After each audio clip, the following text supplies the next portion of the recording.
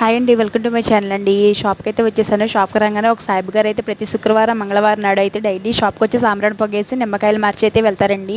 ఈరోజు కూడా వచ్చేసారండి, నిమ్మకాయలు మార్చేశారండి.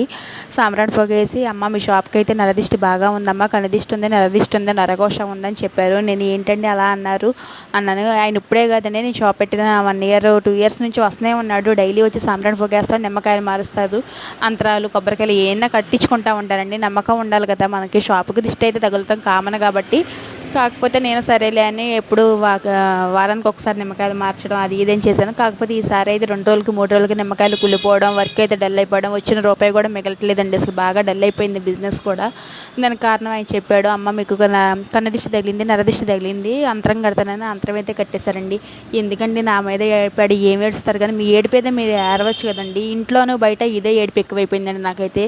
ప్లీజ్ అండి లైక్ చేసి